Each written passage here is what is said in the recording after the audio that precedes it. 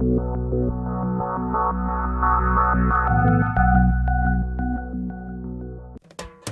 programa Auditório Livre traz a cobertura da palestra Ideias em Debate, proferida pelo jornalista William Vac, na sede da Federação das Indústrias do Ceará.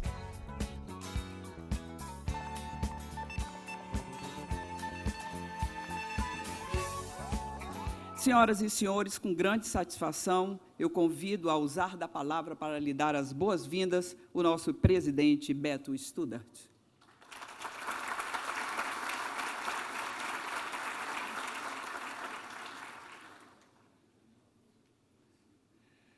Boa noite a todos.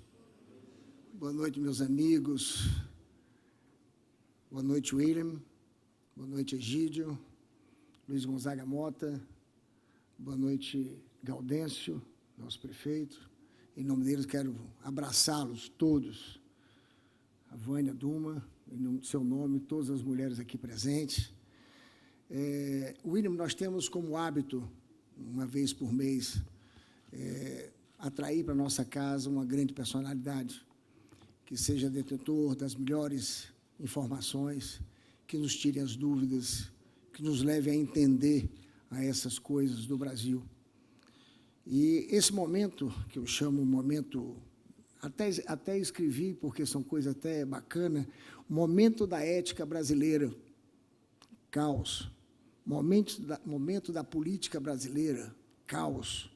Momento da economia brasileira, caos. Então, diante desse quadro tão difícil que nós brasileiros estamos submetidos a pagarmos essa conta que não fomos convidados a servir,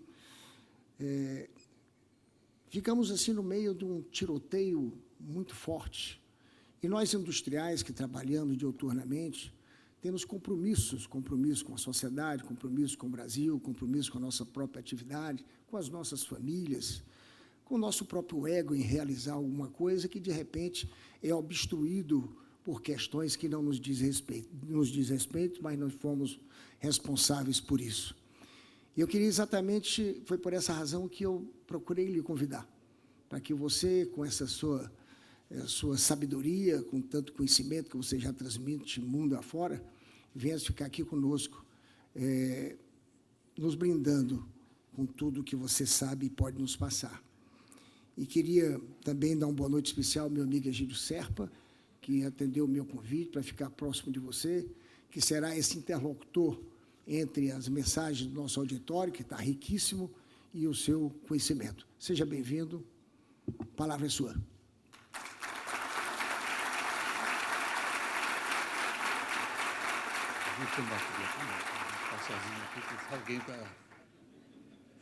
Pessoal, para mim, em primeiro lugar, várias coisas diferentes. Estou sem gravata, sem maquiagem e sem limite de tempo. A outra coisa... Vamos sentar, gente? Vamos? A outra coisa é que eu não estou acostumado a ver com quem eu falo. E isso é sempre, para mim, um momento muito bom, porque se vocês quiserem ter... Alguns aqui acho que já tiveram uma vez ou outra a experiência de falar para um objeto inanimado, que é falar para aquela câmera ali, estou falando para um objeto inanimado.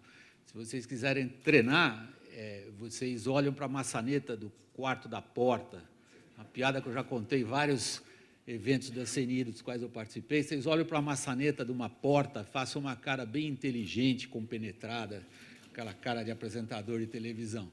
E aí vocês sofrerão o que todo mundo acaba sofrendo depois, que é a geladeira. Não tem nada a ver com figura certa, é que quando vocês abrirem a porta da geladeira, acende a luz, vocês começam a falar imediatamente. Esse aí é o treino de falar para um objeto inanimado e não ver as pessoas às quais a gente está se dirigindo. Para mim, a oportunidade é extraordinariamente rica, que eu vivo exatamente como profissional de comunicação que sou, de tentar entender o que vai na cabeça dos brasileiros, em geral, e de diversos segmentos sociais, intelectuais e de agentes econômicos em particular. Então, esta oportunidade, para mim, é extraordinariamente enriquecedora, para sentir o pulso das coisas, como é que elas estão andando. A minha ideia é falar pouco, para isso eu sou treinado profissionalmente, e abrir a vocês para as perguntas, que eu tenho certeza que vocês, sobretudo diante do momento que nós estamos vivendo, têm interesses particulares ou têm linhas que vocês gostariam que fossem abordadas. Eu acho que isso talvez torne o nosso encontro muito mais rico do que eu ficar aqui despejando em cima de vocês um monte de coisa. O que nós vamos fazer, no fundo, aqui, eu desse lado, com o Egídio, que é meu velho colega de Jornal do Brasil, e vocês, no fundo, é uma análise de risco. É isso que se trata hoje, quando a gente considera a situação brasileira e tenta desenhar os possíveis cenários e desenhar as possíveis saídas ou não do momento que vivemos. A primeira característica desse momento é a extraordinária velocidade dos fatos. E a outra brincadeira que eu costumo fazer, quando eu tenho oportunidades como essa que eu estou tendo agora, é dizer que fui um privilegiado na minha carreira de repórter, estou apresentador de televisão, mas o meu coração bate repórter. Sempre achei que fosse, continuo achando, a atividade mais nobre dentro do jornalismo, é ela que eu me dediquei com a maior paixão da minha vida, e como repórter eu pude cobrir, estou velho já, né? Pude cobrir a Revolução do Irã, eu pude cobrir várias das revoluções e conflitos no Oriente Médio, eu cobri a queda do Muro de Berlim, eu cobri a implosão da União Soviética, eu cobri, ainda naquela época, 20 e poucos anos atrás, aquela grande campanha de limpeza da política italiana, chamada Mãos Limpas, e cobri até recentemente ainda aquele período no qual a Argentina teve 7 presidentes em apenas 18 meses, e depois a guerrilha na Colômbia. Ou seja, cobrindo a situação atual brasileira, eu me sinto em casa. Então, a primeira característica que a gente encontra na situação, e a minha vivência em encarar situações, é evidentemente a vivência como a do Egídio, que é um profissional conhecido e com muitas décadas de prestação de serviço, 56. Ele tem 56 anos de profissão, eu tenho 45, aí eu chego lá. É entender as situações e transformá-las num conteúdo que seja absorvido pelas pessoas. Então, a minha perspectiva continua sendo a perspectiva do repórter e do jornalista. E o primeiro fator que chama a atenção para o observador da cena brasileira hoje é a velocidade dos fatos. Isto é um termômetro que vocês podem usar em qualquer outra sociedade, em qualquer outra época, em qualquer outro lugar do mundo. Quando os fatos caminham na velocidade que eles estão caminhando, por exemplo, agora no Brasil, isto é sempre característica de uma crise. Sempre. O que nós poderíamos ter conversado semana passada, a respeito dos acontecimentos no Brasil, já não tem validade esta semana e provavelmente não terá semana que vem. Então, isso dá para vocês, em primeiro lugar, uma ideia de como que os acontecimentos estão caminhando com rapidez. E aí a pergunta de vocês, óbvia, é a seguinte: que acontecimentos são esses, William, aos quais você atribuiu este carimbo rapidez igual crise? O principal acontecimento da atualidade brasileira é que o grupo que detinha o poder perdeu o poder. Isto não é coisa trivial quando a gente fala de política. O principal partido, eu não estou adjetivando porque não se trata aqui de manifestar esta ou aquela simpatia, depois a gente entra nisso. Não estou dizendo se isso é bom ou ruim, depois a gente entra nisso. Eu quero estabelecer com vocês alguns fatos básicos em torno dos quais a gente seja capaz de estabelecer uma análise de risco. Ou seja, a gente seja capaz de identificar, eventualmente, para que caminho as coisas vão. O primeiro fator importante que todos nós temos que levar em consideração é que o grupo que detinha o poder até agora, este grupo não detém mais o poder. Quem, então, ocupou esse lugar? Ninguém.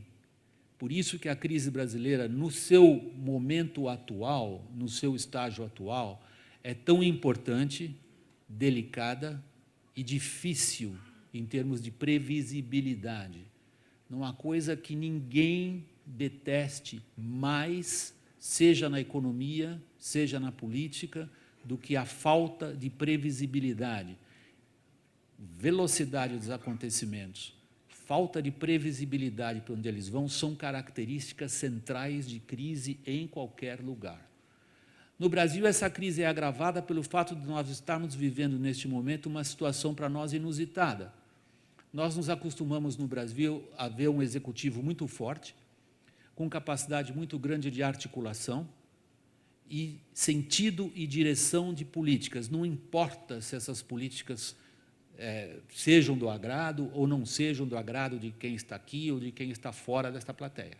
O fato é que o executivo brasileiro, que pelo menos por uma geração, foi identificado como o foco do poder, não só o foco, mas o loco do poder, o Palácio do Planalto é o lugar de onde emanam as decisões que têm enorme impacto sobre a vida das pessoas.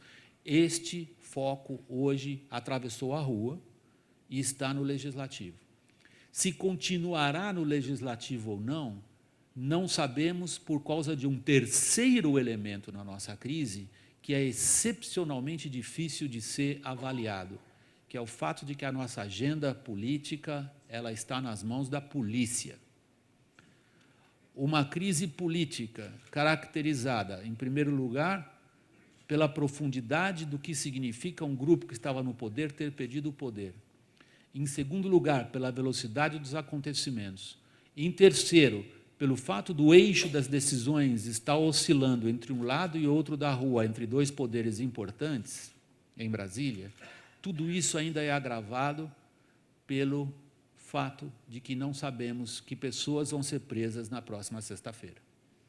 Então, quando a agenda política ela está ao sabor de fatores que começam a escapar do controle dos seus principais agentes, nós temos, de fato, uma situação muito complicada.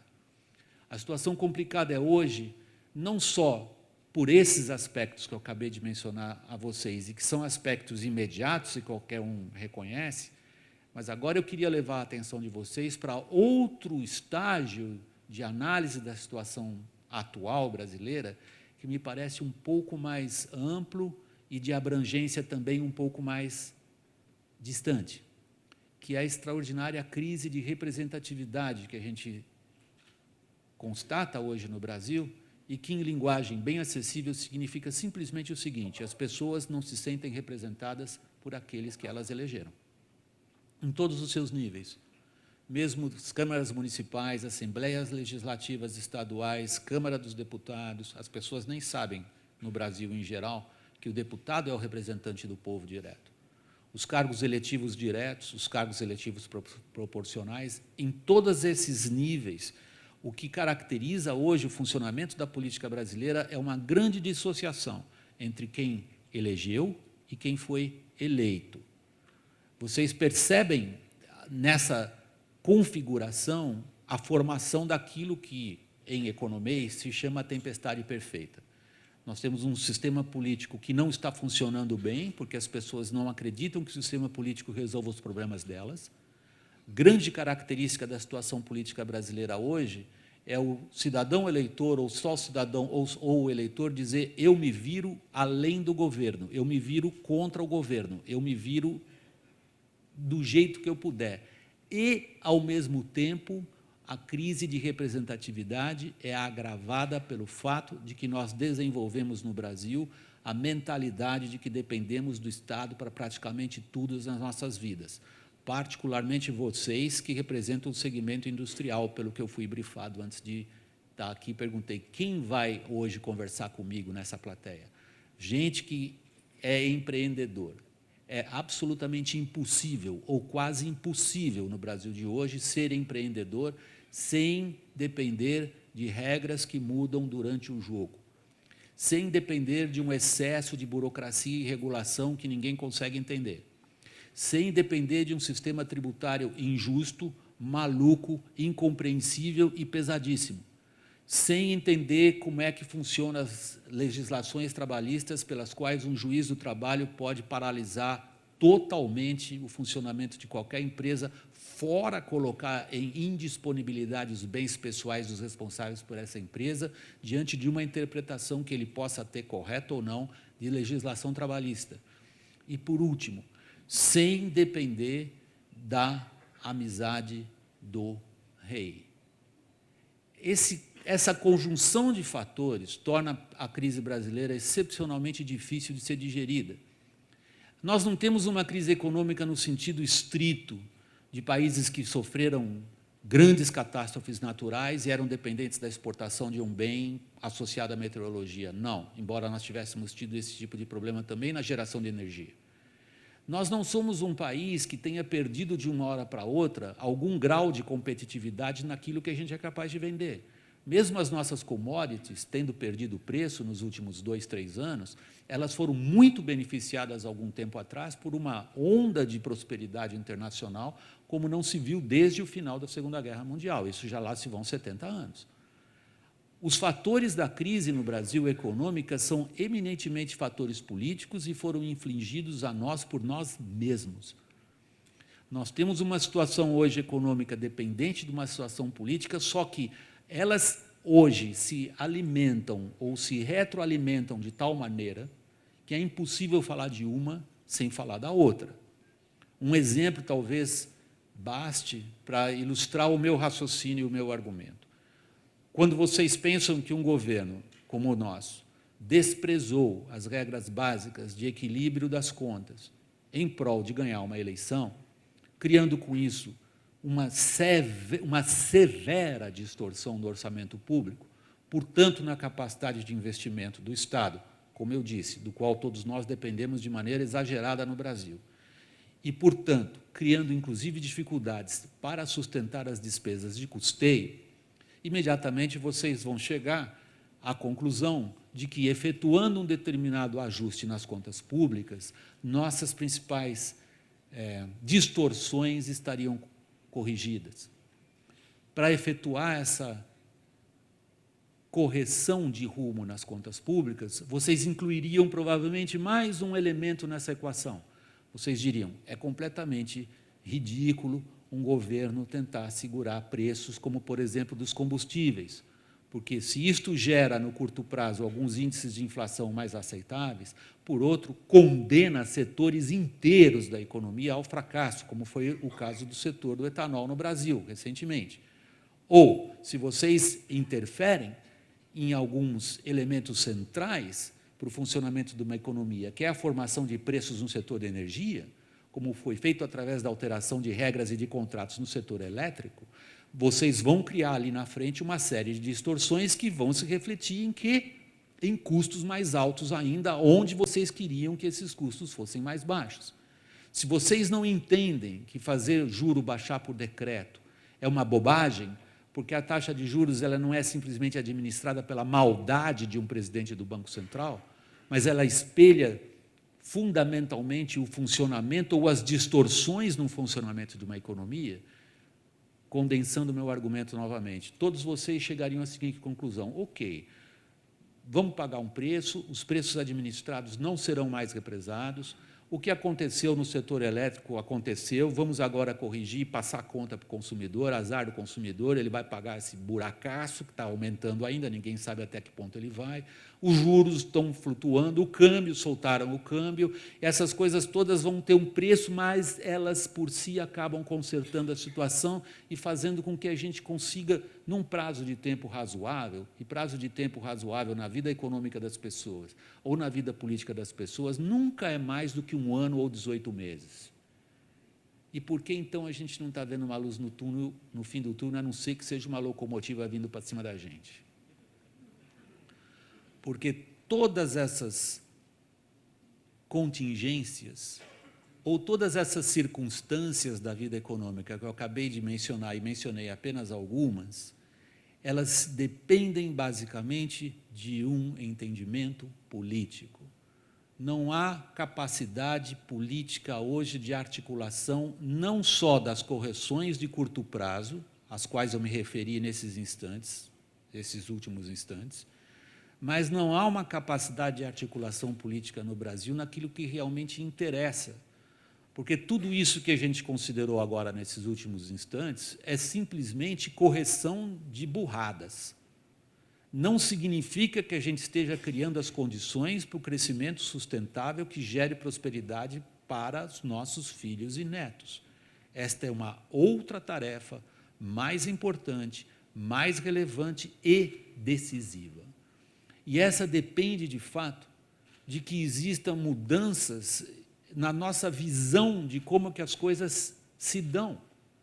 Nós criamos um país, isto é responsabilidade coletiva nossa, na qual nós achamos que a justiça social e a correção das desigualdades se daria por lei, por decreto e por fixar em princípios constitucionais que todos nós seremos felizes e que os juros não serão mais de 10% ao ano.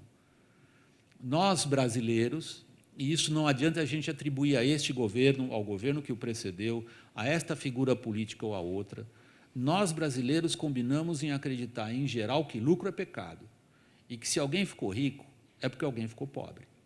Nós temos uma profunda convicção social de que os direitos nos caem pela mão boa do governante. E nós nos acostumamos, como sociedade, a tirar a importância do indivíduo, sobretudo do indivíduo empreendedor. Nos acostumamos a achar que a correção de problemas, inclusive da expressão da liberdade, se dá por decreto, se dá por lei.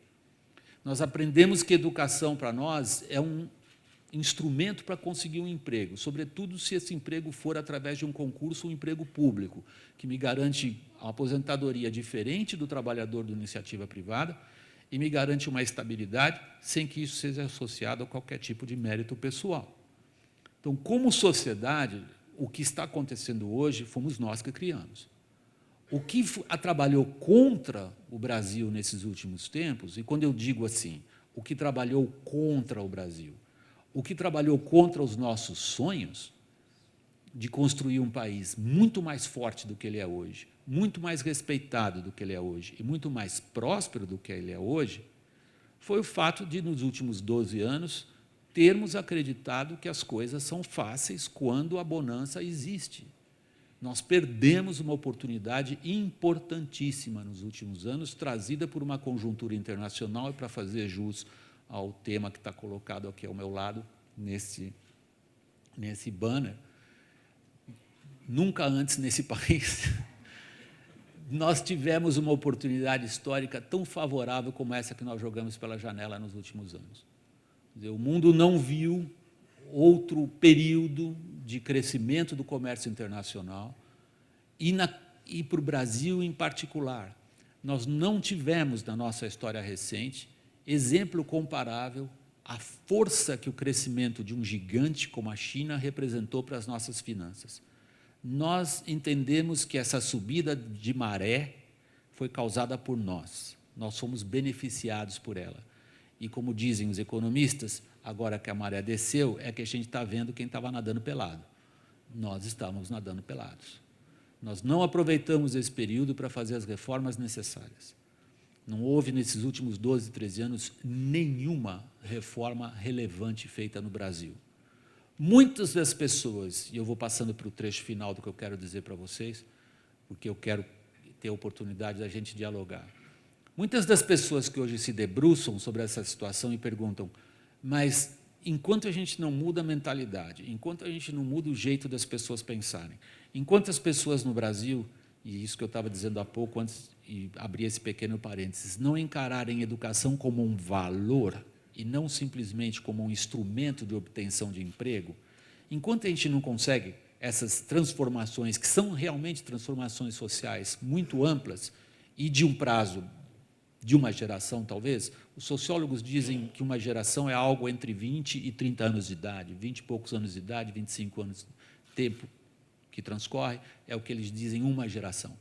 Então, a geração brasileira de agora, enquanto a gente não transforma essa forma de pensar, não tem alguma coisa, micromanagement, como se diz no vocabulário anglo-saxão, pequenas alterações, coisas que a gente pode fazer, mesmo ali no cenário um pouco mais focado, que deem a gente uma possibilidade de pensar que as coisas possam ser diferentes. Vamos lá, sobretudo para vocês, unificação de ICMS, fim da guerra fiscal, pôr um pouco mais de ordem nesse sistema tributário maluco, no qual todo mundo perde um tempão tentando pagar imposto, nunca consegue pagar todos os impostos, e ainda por cima vai ser autuado depois, embora achasse que tinha feito tudo certinho.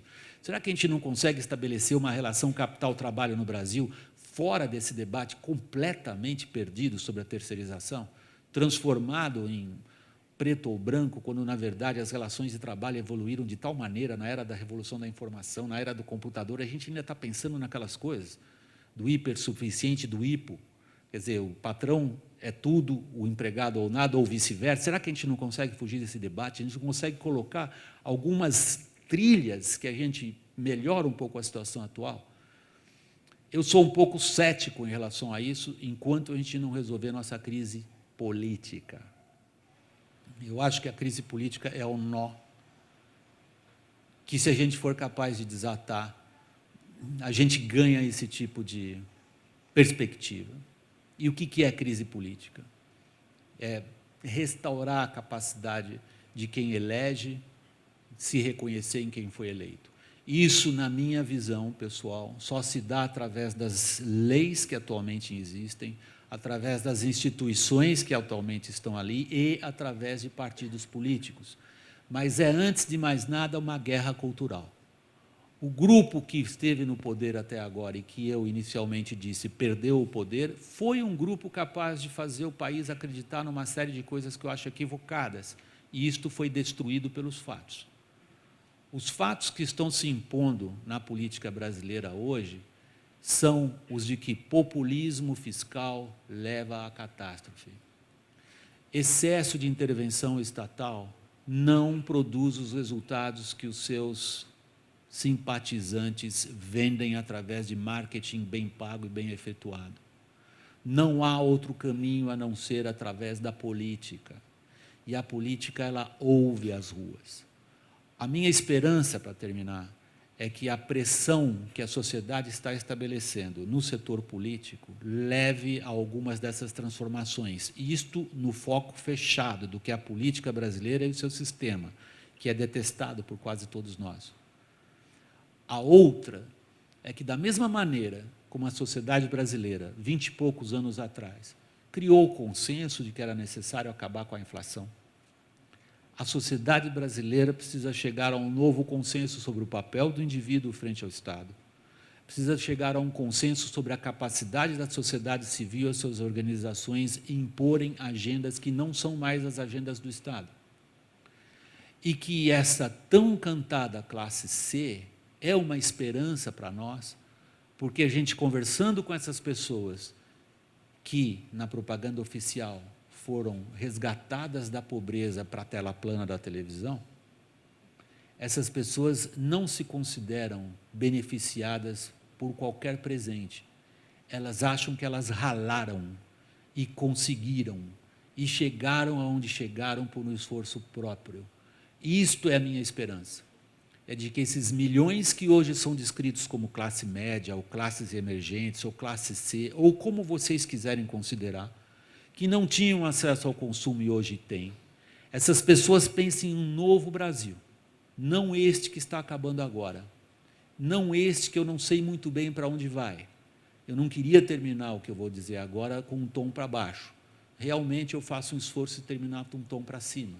E a minha esperança está em que as pessoas exerçam de fato isso que elas já sabem da vida delas, de cada um, que depende delas, que elas é que são os atores. Muito obrigado.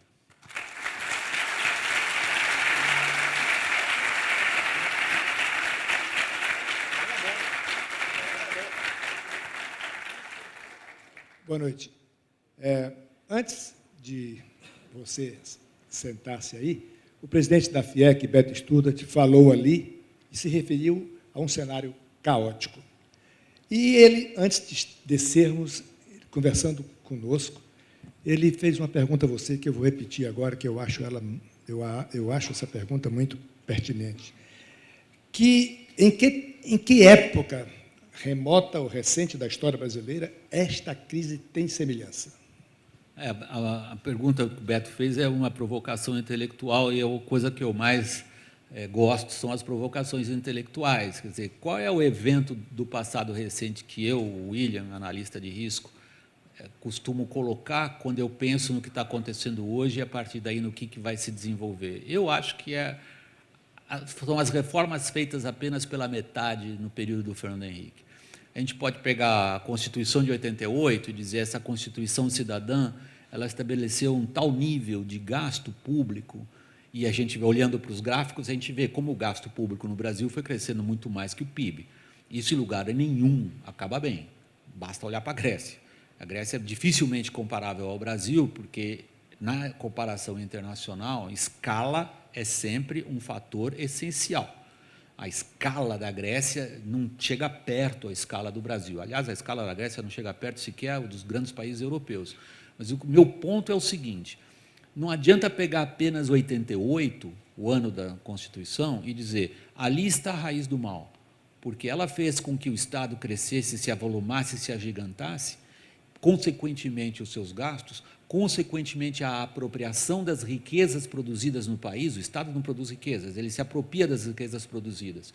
Essa apropriação de riquezas, sobretudo através de taxação, ela foi crescendo muito mais que a capacidade da sociedade brasileira de gerar essas riquezas, a um ponto em que o tamanho do Estado é insustentável. Nós chegamos a esse ponto. Mas isto não é o resultado de um documento escrito. Isto é o resultado de reformas feitas pela metade. E é por isso que, respondendo à pergunta do Beto, e a coisa mais horrorosa que tem em televisão é, conforme a gente estava dizendo antes do programa começar, e vocês vão falar, peraí, eu não estava lá antes do programa começar, o que vocês estavam falando antes do programa começar? Então, reproduzindo o que estávamos conversando antes da gente estar aqui dialogando, eu considero que a nossa situação atual é muito mais resultado de reformas que caminharam até um certo ponto. A gente se deu satisfeito com a estabilização da moeda, do real, e, a partir daí, nós não fizemos, consequentemente, a reforma do Estado. Pôr a culpa no PT ou no governo do PT é injusto na minha avaliação. Apesar da corrupção, apesar do descalabro institucional, apesar da desconsideração, em geral, para o público, em termos, por exemplo, como se dá a politização das agências reguladoras, apesar de tudo isso, as consequências do que a gente está vivendo hoje, elas têm que ser buscadas um pouco adiante ainda. Atrás, na verdade, perdoem. A maioria das perguntas trata da crise, com variações.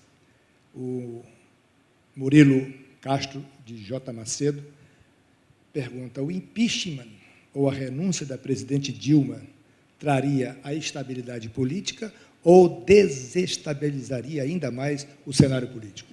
Essa é a pergunta que todos nós estamos lidando com ela agora. O que vai acontecer? Ela termina o mandato ou não termina o mandato? Quem disser que sabe está mentindo. Neste momento, ninguém sabe. Eu não tenho vergonha nenhuma, como jornalista que sou, toda noite apresento um jornal que vai para o ar no Brasil inteiro, temos uma audiência para o horário da noite forte, que ninguém sabe qual é o desenlace da crise política em termos de se a atual mandatária termina ou não o seu período à frente. Isso depende basicamente de um ponto só, o interesse dos determinados grupos políticos. Eu não vejo, neste momento, os grupos políticos convergindo e achando que ela, estando fora, é melhor para o interesse de cada um desses grupos do que ela estando à frente da presidência da República. Por quê? Porque uma característica delicada e perigosa da nossa crise política atual é que nenhum grupo tem predominância sobre o outro.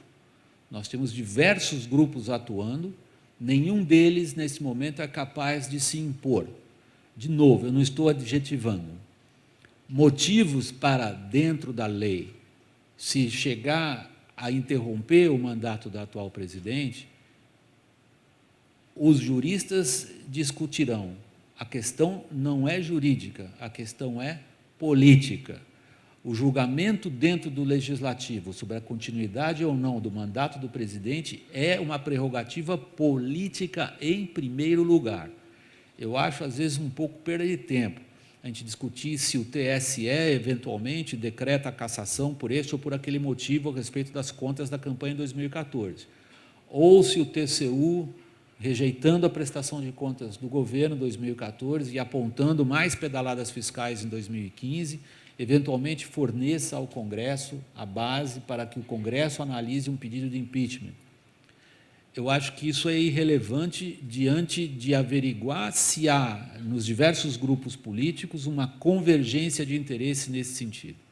Essa convergência de interesse se dará apenas em torno de um fator, e ele não é bonito. É quem acha que ganha com isso.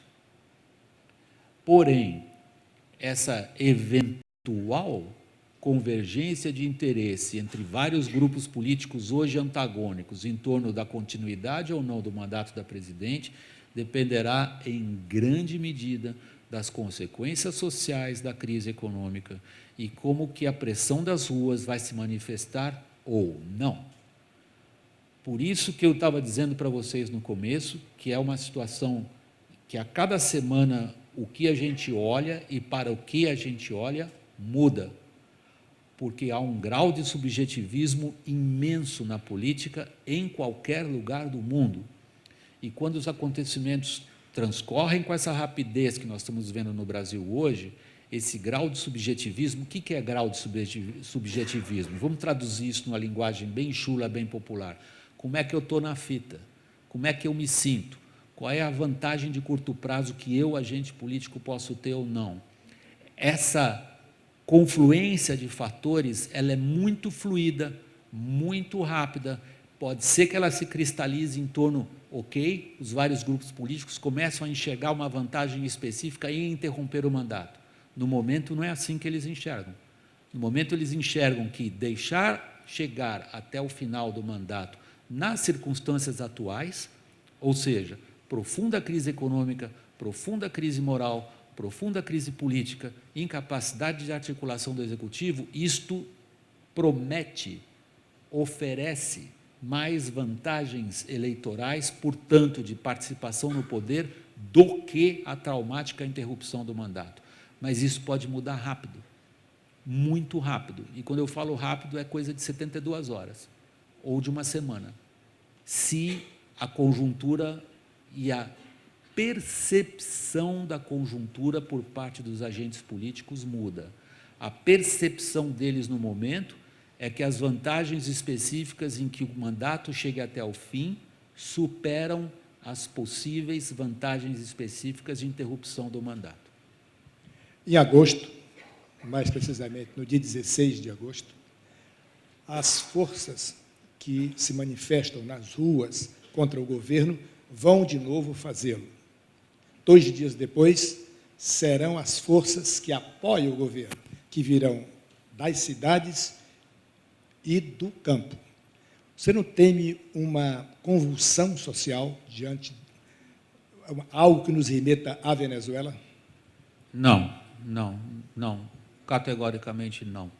Eu acho que o tamanho da nossa crise ele é muito maior do que a politização imediata em ruas. Nós já vimos isso em março, em abril, em que forças antagônicas convocaram seus seguidores às ruas e tudo transcorreu de maneira absolutamente tranquila e pacífica. Eu não vejo esse perigo.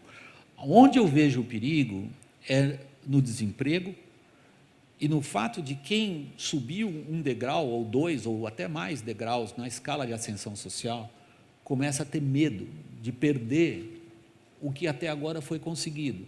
Isto é o que se chama de crise social. Isto é o que se chama de convulsão social. Eu, como observador da realidade política brasileira, tenho muito mais medo do grau de desemprego, do peso da inflação e a capacidade que isso tem de corroer a renda familiar, do comprometimento da renda das famílias com crédito e da percepção que essas pessoas têm de que elas vão começar a descer uma escada social que elas ascenderam, como eu disse antes, porque elas acham que isso dependeu delas e não de qualquer presente que qualquer líder populista deu para eles. Isto é que eu acho que é perigoso num sentido, se não se canalizar na luta política através de instituições organizadas que são os partidos. Em outras palavras, Egídio, o que eu estou dizendo, e é um alerta que eu faço, é o que nós temos diante de nós uma situação potencialmente perigosa, não porque os grupos que são contra a permanência da presidente no poder convoquem X milhões de pessoas ou X mil pessoas para as ruas, não porque os grupos que querem ir às ruas demonstrando a intenção deles de que a presidente continue no mandato até o fim, convoquem X milhões ou X mil pessoas à rua. O que me preocupa é o grau de corrosão na cabeça das pessoas e no comportamento delas, da perda do emprego, da perda da renda e da perda das possibilidades. Paulo Alberoni Pinto pergunta: o que levou Lula a escolher Dilma a sucedê-lo? Eu gostaria de fazer a pergunta ao Lula se ele desse entrevista. Ele tem, por método, dado entrevistas a grupos de profissionais razoavelmente identificados com o que ele é, com o que ele pensa, com o partido dele e tudo mais. É uma pergunta para ser feita a ele. Olhando de fora, e depois que as coisas acontecerem, em geral, a gente fica mais inteligente. Se bem que no Brasil, como dizia um ministro, nada muda mais do que o passado, até o passado no Brasil é imprevisível. Mas se a gente colocar a decisão política do Lula naquele momento, eu me lembro de ter dito isso em várias rodas como essas aqui, que eu considerava o mais grave erro político da vida dele. E acertei por razões que eu não suspeitava. Eu não achava que a Dilma fosse ter, porque eu, de certa maneira, achei quase impossível imaginar uma transferência de votos daquela maneira, e eu achava que ele teria dificuldades em fazê-la se eleger, e ele a elegeu com muita facilidade.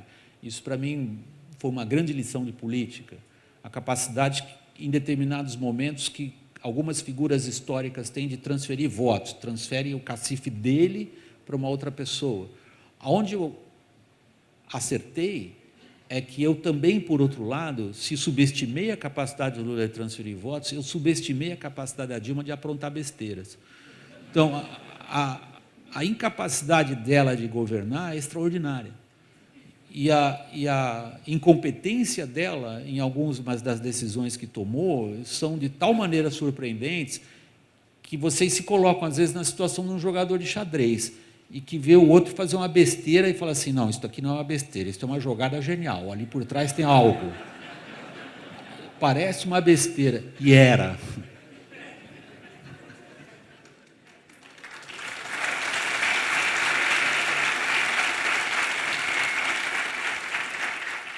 O Brasil carece de reformas tributária, trabalhista, previdenciária, reforma fiscal. O presidente Fernando Henrique teve a chance de fazê-las. O presidente Lula, então, teve mais ainda essa chance. Por que não fizeram? Eu acho que a gente está acostumado, nós jornalistas, sobretudo, a atribuir aos nomes que tomam decisões por nós uma capacidade de visão que eles nem sempre têm. Como repórter, eu passei muitos anos preocupado em entender o papel da personalidade nos acontecimentos históricos. Que é aquela pergunta que todos vocês já se fizeram alguma vez na vida, seja numa conversa de bar, seja no mundo acadêmico. A Segunda Guerra Mundial teria sido o que foi, não fosse o Hitler. A África do Sul teria sido o que foi, não fosse o Mandela. O Brasil teria sido o que foi, não foi o Getúlio, ou o Jango, ou o Geisel, ou o Itamar, ou o Fernando Henrique, ou o Lula, ou quem vocês quiserem. É evidente que cada indivíduo tem um peso em determinadas decisões, por isso que me preocupa o momento atual em que nós temos como chefe da executiva uma pessoa inapta para governar e com enorme incapacidade demonstrada de tomar decisões em setores que afetaram a vida de todos nós e colocaram o país numa situação econômica ruim, é o mínimo que a gente pode dizer do que a gente acontece hoje. Por que Fernando Henrique e Lula não completaram tarefas? Por que Fernando Henrique e Lula não levaram adiante reformas que poderiam parecer óbvias a todos nós? Porque eles não são simplesmente, como agentes da história, como tomadores de decisão, completamente desvinculados daquilo que eles enxergam como sendo consensos sociais. Pessoal, todos nós achamos, entre 2006 e 2011, que a festa ia durar para sempre. Isto não é algo que a gente possa pendurar esta conta no nome de um indivíduo. Eu me recuso a fazer isso por razões, em primeiro lugar, intelectuais. Eu acho que nós, brasileiros, temos que olhar para aquilo no que a gente acredita, que é um ponto que eu ressaltei quando eu inicialmente me dirigi a vocês. Nós achamos que esta era uma festa que veio para ficar. Nós não tivemos nenhum sentido de urgência naquilo que nós, sociedade, hoje, consideramos essencial que aconteça para a gente sair de onde a gente está. Tudo isso que você mencionou no enunciado da pergunta está na cabeça de todos vocês hoje com urgência. Reforma tributária, reforma trabalhista, reforma política e quantas reformas mais vocês quiserem. Quando vocês hoje pensam em educação, vocês já não pensam assim, todas as crianças têm que ir para a escola fundamental, todas as adolescentes têm que ter acesso ao ensino médio, todos os jovens que quiserem têm que ter acesso à universidade. Vocês já começam a pensar hoje assim, e que educação é essa que está sendo oferecida no nível médio? Que qualidade de ensino nós estamos dando? Em que medida que o ensino no mundo do nível superior está adequado às realidades da economia moderna ou não? Não são essas as observações que vocês fazem para vocês mesmos? Por que só está urgente na cabeça de vocês agora? Porque a água da maré baixou, porque alguém acendeu o maçarico embaixo da panela na qual a gente estava sentado. Então, da mesma maneira, nós somos obrigados a reverter a pergunta para nós, Egídio, e dizer assim, por que nós não pressionamos? Já que fazemos parte da elite, e aqui em todas as definições possíveis de elite, são as pessoas aqui. Todas elas. Todas elas. Todos nós aqui fazemos parte de uma elite. Por que essa elite pensante no Brasil não teve o mesmo sentido de urgência em torno dessas reformas 5, 6, 10 anos atrás? Essa pergunta a gente tem que se fazer. Ela é chatíssima. É horrível se olhar no espelho e perceber que é muito fácil a gente chegar e falar, pô, aquele presidente lá, cacete, podia ter feito aquele negócio, não fez, é um tremendo um safado. É muito mais legal do que a gente olhar e falar, pô, caramba, eu perdi meu tempo achando que tudo ia ser assim e não sou. Eu preciso me organizar, preciso conversar com o meu vizinho, preciso conversar com os meus parceiros, preciso pensar numa maneira de que a mentalidade das pessoas mude e eu vou lutar por isso agora. Coincidentemente,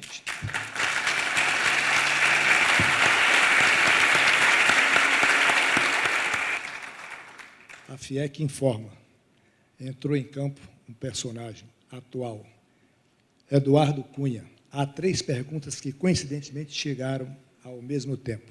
Antônio Mário Falcão Casotti, que corajosamente se declara autônomo, na verdade desempregado, e Roberto Carvalho e Humberto Cavalcante, que pergunta como fica o cenário político com a saída do Eduardo Cunha. Ele já está antecipando algo que ainda não aconteceu. E, nessa crise, há uma figura folclórica, que é o presidente da Câmara, uma indicação que eu não havia percebido ainda sobre essa característica do presidente da Câmara.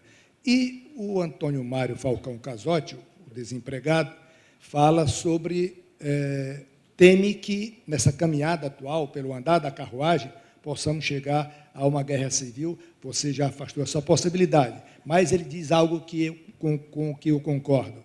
O PT e o PSDB moram em São Paulo, brigam em São Paulo, e, por causa dessa briga tradicional, o país entra pelo cano. Deixa eu começar pelo final. O PT é a grande novidade da política brasileira nos últimos 30 anos, tranquilamente. É uma força política que não existe por si só, nem nunca existiu por si só. O PT nasceu num determinado momento da história brasileira e passou para o conjunto da sociedade brasileira uma série de ideias e de maneira de enxergar o mundo que a maioria da nossa sociedade compartilhou. Se isto é errado ou não, cabe a cada um de vocês julgar. Eu tenho minhas opiniões a respeito, não é o que importa nesse momento. O que importa é verificar que esta força política está em decadência. Ela nasceu em São Paulo e tomou conta do país, morreu em São Paulo e está morrendo no resto do país. Isso é uma análise política. Eu não estou dizendo que eu gosto que isso aconteça, ou que eu não gosto que isso aconteça, que eu aplaudo que isso aconteça, ou que eu despreze que isso aconteça. É um fato da política. Quem fechar os olhos para isso vai perder. Quem for incapaz de encarar alguns fatos da realidade vai se dar mal. E é disso que depende dos agentes políticos. Agentes políticos como Eduardo Cunha perceberam isso. Eduardo Cunha é um agente político, como o Renan é um agente político, como vários dos principais senadores são agentes políticos, como a Aécio é um agente político, ou como a Marina é um agente político, e todos mais. Quando eu digo agente político, eu estou me referindo a personalidades que incorporam em si grupos, interesses e os articulam. Todos eles hoje coincidem em querer se afastar do PT, porque não acham que, ao lado do PT, tenham qualquer tipo de ganho político, normal. Vocês podem verificar isso em qualquer outro tipo de sistema político, em qualquer outro país. Nesse ponto, nós não somos nenhuma novidade. Vocês assistem ao crescimento de uma força política, e ao seu apogeu e ao seu declínio, e, nesse momento do declínio, os que eram parceiros de caminhada largam o cara sozinho, pendurado, não querem nem passar perto. Trata que nem leproso antigamente, não quero saber. Eu andei com esses caras? Nunca, que é isso? De jeito nenhum. Esse momento que nós estamos vivendo não significa que as coisas fiquem assim. Se há algo que a minha carreira de jornalista me ensinou como repórter, e é um exemplo que eu tenho usado em encontros desse tipo à exaustão, eu vi na Argentina, naquele período, a qual me referi inicialmente, contando uma piada para vocês. O que vem agora não é piada, embora vocês tenham certeza que vocês vão acabar dando risada. Vocês lembram, depois que os argentinos foram às ruas furiosos, no começo da década agora, dos anos 2000, gritando que se vayan todos, que em espanhol tem uma força, né? Que se vayan todos.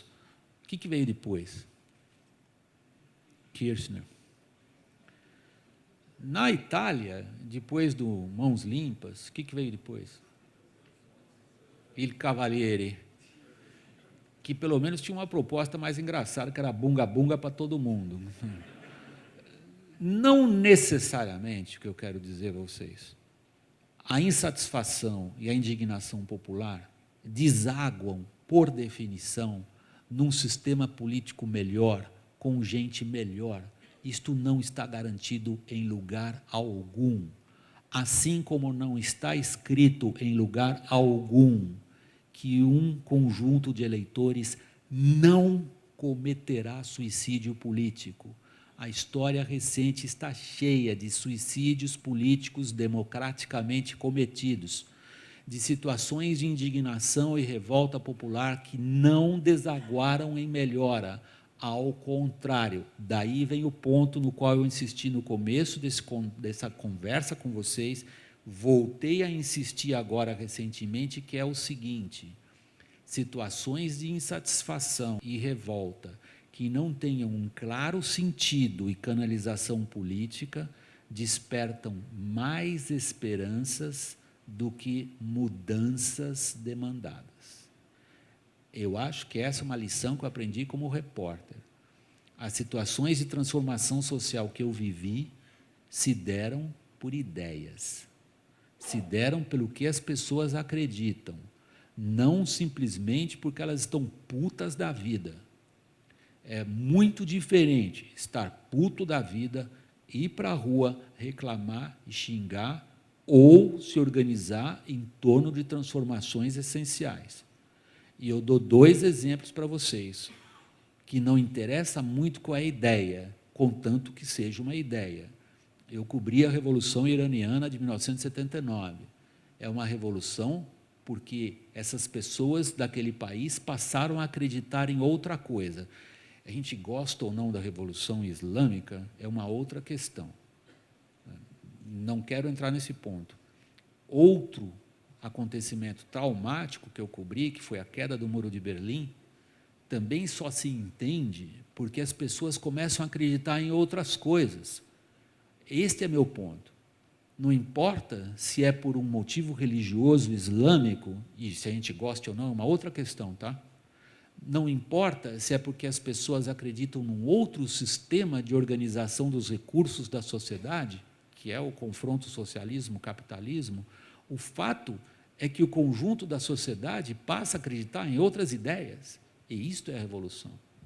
Então, alguns comentaristas dizem que ser liberal hoje no Brasil é ser revolucionário, e que nada mais reacionário existe no Brasil hoje do que ser um esquerdista, no sentido da preservação de instituições, ideias e um conjunto que caracteriza a nossa mentalidade, que, de certa maneira, contribuiu para que a gente chegue na situação que chegamos hoje. Desde que eu sou gente, desde o tempo de menino, eu ouço dizer que este é o país da corrupção e dos corruptos. Tem a pergunta. A Operação Lava Jato seria o começo de um novo país e o fim do passado? Não, não. É exatamente esse meu ponto. Eu acho que a Operação Lava Jato tem um peso enorme na nossa crise atual, porque a gente não sabe quem vai ser preso sexta-feira. Brinquei isso, eu fiz essa brincadeira no início, dizendo isso é o imponderável, esse é o imprevisto na nossa situação política. A agenda da polícia manda na agenda da política, isso nunca acaba bem. Agora, a Operação Lava Jato em si, como combate à corrupção, ela não muda um país. O que muda o país é a oportunidade que a gente tem agora de jogar para o lixo algumas coisas que a gente percebeu que não deram certo e se organizar para outras. Isso a Operação Lava Jato não fará por nós, ainda que todos nós, com todo o mérito, dediquemos aplauso ao trabalho de um setor das nossas instituições. Todo mundo gosta de ver quem fez malfeitos ir para a cadeia. Agora, isto em si não muda a nossa situação.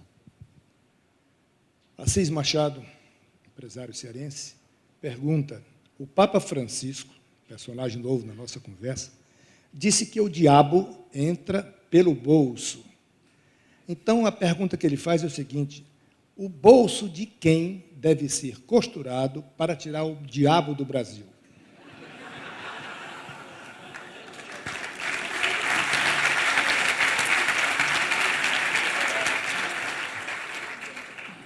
A pergunta é ótima, porque eu acompanhei vários papas ao longo da minha longa carreira de repórter. E se há pontos que, como eu acabei de dizer a vocês, me deixaram muito pensativo, foi por que um papa que não dirige exército algum, não produz nada em termos de que ele possa vender, nem sequer ele é dono de uma franchise, que ele possa eventualmente oferecer em condições favoráveis aqui ali, oferir um rendimento, por que ele pesa tanto nas decisões, na cabeça das pessoas e naquilo que elas acreditam ou não? Eu tive essa oportunidade cobrindo para os que têm cabelo branco como eu, se bem que eu pinto meu cabelo de branco para as pessoas me levarem a sério, ele é bem escuro, né? Os que têm cabelo branco como eu devem se lembrar do período da eleição do Papa polonês, o João Paulo II, Karol Wojtyła, o cardeal Karol Wojtyła, e que foi a Polônia, o país natal dele, então um país comunista, e as pessoas se perguntavam: como é possível isso?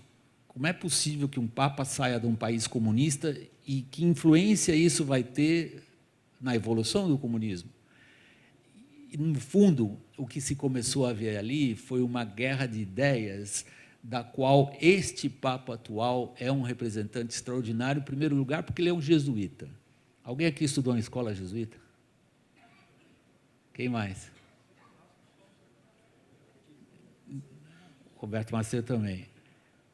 Os jesuítas, desde que foram fundados no século XVI, como soldados de Cristo e como guerreiros de Deus, eles sempre tiveram um ponto central: treinamento e educação.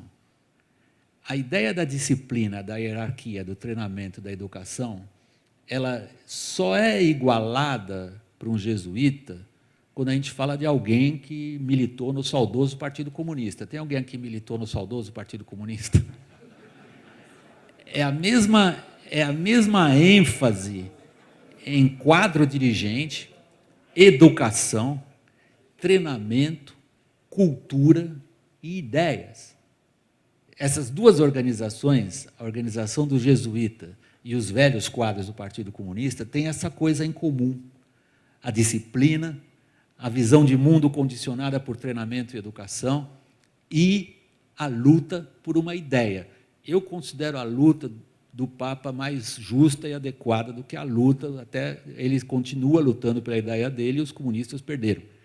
Agora, voltando para o Francisco, a ideia que um jesuíta tem hoje no Vaticano do que seja a ordem econômica internacional está completamente furada, que me perdoe o Francisco. A ideia que o Vaticano defende nos últimos 3 ou 4 papas, que a raiz dos males é o capitalismo, e que a alma humana ela só é pura através da conversão ao Evangelho e nunca pelo bolso, ela é profundamente católica. E ela é profundamente nossa. Se vocês pegarem o que eu disse logo no começo a vocês, nós somos o país que acredita que lucro é pecado, isso é profundamente religioso. A ideia de que a igualdade entre os homens está garantida por Deus e que são aqueles que põem dinheiro no bolso, portanto o diabo, que subvertem essa ordem, ela é algo imbuído na maneira como nós, brasileiros, encaramos a ordem econômica, portanto, as suas injustiças e, portanto, a necessidade moral e ética de corrigi-las. Quando a gente fala de desigualdade social, a gente atribui a isso uma culpa, que a gente tenta corrigir através do Estado. Isso é uma maneira na qual Francisco e nós, brasileiros, pensamos igual.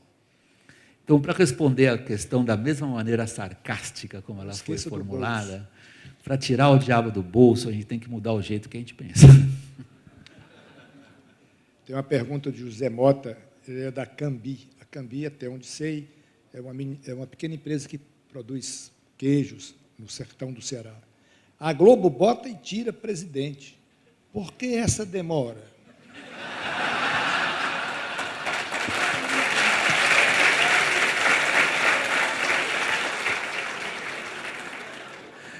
Vocês atribuem a jornalistas que aparecem na televisão uma importância que nós não temos. Esse é o lado lisonjeiro desses aplausos que vocês deram, que um cara o pessoal acredita. Eu não vejo na mídia eletrônica brasileira essa capacidade de impor ou de desimpor, que é um verbo que eu acabei de inventar.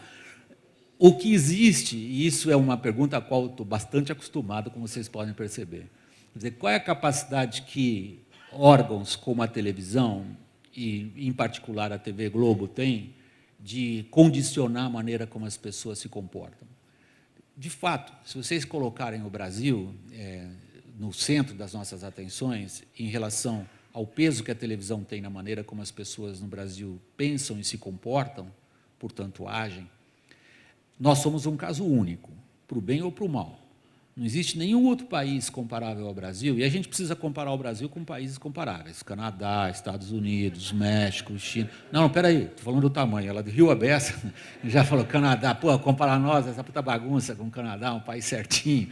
Não, a gente tem que comparar o Brasil com países de tamanho comparáveis, a Rússia, a China, os Estados Unidos. Nenhum desses países continentais, Indonésia, nenhum desses países de dimensões continentais assiste a mesma coisa no território inteiro, na mesma hora, só o Brasil. Quer dizer, televisão no Brasil é uma jabuticaba. Nenhum outro país do mundo tem uma situação como essa. Se vocês acham isso positivo ou negativo, é um julgamento que vocês farão. Eu quero prosseguir um passo adiante no meu raciocínio.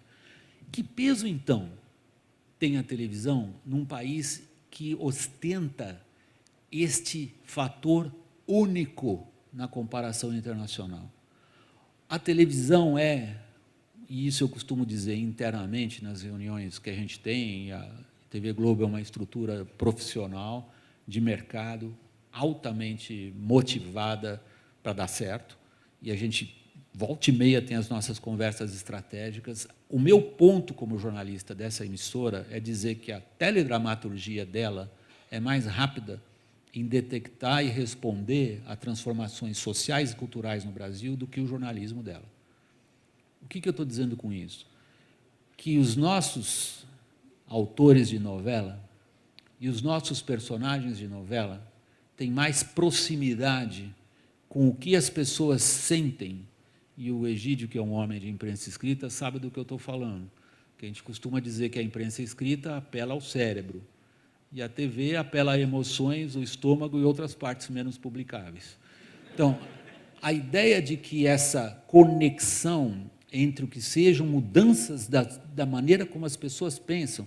Eu não estou falando não de coisas como beijo gay, esse tipo de elemento dramatúrgico que causa muita repercussão. Eu estou falando, por exemplo, mulher sozinha, chefe do lar. As novelas pegaram isso muito antes, de sociólogos, analistas de geografia do IBGE e por aí, e nós, jornalistas. Questão da geração perdida, se ela se identifica ou não com a geração antiga, tudo isso passou pelas novelas, assim como corrupção, preferências sexuais, uso de drogas, relações interétnicas, racismo e tolerância ou não religiosa. Vocês veem que é um leque de assuntos sociais, culturais, amplo, profundo e difícil, que eu acho que a teledramaturgia chegou antes do jornalismo. O jornalismo caminha atrás. Vocês já perceberam para onde vai a minha resposta. Muito mais do que sermos capazes de determinar condutas e comportamentos através das opiniões que a gente seja capaz de pôr ou não na cabeça das pessoas, nós corremos atrás do que elas pensam. Então, eu adoraria que esses aplausos que vocês deram à pergunta, que é ótima, tivessem sido, pô, vocês jornalistas são capazes de fazer o que as pessoas querem pensar, ou nem mesmo querem pensar. Não, não somos. José Hernandes tem a solução dos problemas. Ele diz, a saída política brasileira não seria acabar com o pluripartidarismo e implantar o bipartidarismo? Eu, particularmente, não concordo. Eu já vivi em países com bipartidarismo. Eu fui correspondente nos Estados Unidos, praticamente, no fundo, são 2 partidos. Vivi também no Reino Unido, fui correspondente em Londres, antes de ter uma terceira força. Na Alemanha, eu vivi isso durante um bom tempo, quando as 2 principais forças políticas ainda não eram, digamos assim, tão acossadas por terceiras forças. Não acho, mas é uma opinião pessoal. Não acho que o bipartidarismo no Brasil fosse resolver. O que eu acho que o Brasil precisa é uma cláusula de barreira, isso é diferente. Eu não entrei aqui nessas tecnicalidades e problemas de reforma política, que isso enche o saco de qualquer plateia. Se vocês quiserem ir para esse campo, a gente vai. Eu acho que a cláusula de barreira é fundamental. Eu acho que a maneira que a gente tem hoje, prática, fácil, rápida, de evitar que a fundação de partidos políticos acabe virando simplesmente a fundação de balcões de negócio, porque vamos trocar o tempo de televisão, vão entrar no fundo partidário, por aí vai, está na cláusula de barreira, a cláusula de desempenho, para quem não está familiarizado com o vocabulário político. É estabelecer o partido só terá usufruto de certos benefícios que a sociedade lhe dá. O fundo partidário é dado pelo dinheiro de todos nós. Somos nós que pagamos imposto e esse dinheiro vai para o bolso do partido. O tempo de televisão não é gratuito porra nenhuma. É pago. É obrigatório. De novo, o contribuinte brasileiro está financiando propaganda político-partidária na televisão. Isso é a sociedade que confere ao partido, que é uma organização privada, concordam? É um grupo privado, o partido. Então, nós devíamos estabelecer para esses grupos privados uma cláusula de desempenho mínima, que eu não sei qual poderia ser, porém, isso foi derrubado. Eu acho que foi já conversei muitos ministros do STF, acho um grave erro. Acho que isso teria evitado. O que eu quero dizer, para quem fez a pergunta, é que, de fato, 28 partidos eu nunca vi funcionar em congresso ou parlamento algum. Assim como há um outro aspecto também, que me influenciou muito como repórter, que é o de perguntar a vocês quantos sindicatos vocês acham que existem no Brasil. Boa pergunta. Alguém se arrisca a chutar? Não ouvi nada. Alguém falou? Em torno de 14 mil. O número está aumentando. Quantos sindicatos tem na Alemanha? 13. Vocês percebem que nós estamos falando o quê? Nós estamos falando de um país com extraordinária capacidade de representação e defesa dos interesses do assalariado, que é a Alemanha. Qualquer empresa na Alemanha com mais de 60 funcionários está sob regime de cogestão.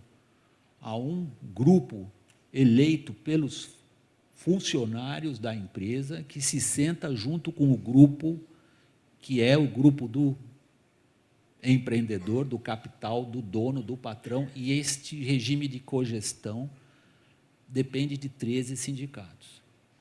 A gente está falando de um país onde o direito do trabalhador seja desprezado? Não. Nós estamos falando de uma tradição secular, de avanço e conquistas de segurança social e defesa do trabalho na sua relação com o capital. E eles precisam de 13 sindicatos para isso. Agora, pergunte para qualquer assalariado ou trabalhador no Brasil, sindicalizado ou não, se ele acha que o sindicato dele o representa. Provavelmente ele dirá que não, a não ser que ele seja funcionário da estrutura. Então, é outra distorção grave que a gente tem, como esta do sistema político partidário, que a gente nem contempla, a gente nem pensa em mexer nisso. William Vac, passamos 1h40 ouvindo um pouco da sua inteligência, bebendo da sua sabedoria. Agora você tem aí mais alguns instantes para dizer o que não disse.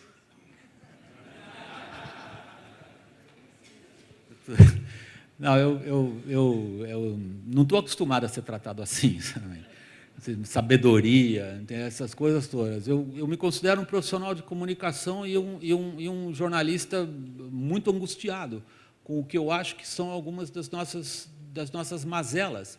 E eu tento tirar o meu raciocínio da fulanização, a culpa é de fulano, o cara que é um idiota, um besta, ladrão, safado, vagabundo, sei lá o quê.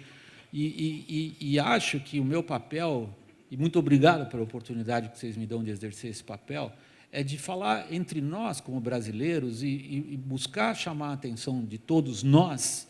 Eu não posso me colocar aqui deste lado, como se eu fizesse parte de sei lá o quê, fosse um jornalista alemão, escrevendo para uma revista alemã, falando para vocês brasileiros. Eu sou parte disso tudo. E acho que a principal mazela é nossa mesma, de não ter percebido que, na verdade, tudo está na nossa mão. Então, a minha esperança nessa crise que está agora é que a gente mude a maneira de a gente ver certas coisas e passe a agir em torno delas. E eu queria muito agradecer a atenção de vocês e o carinho. Muito obrigado.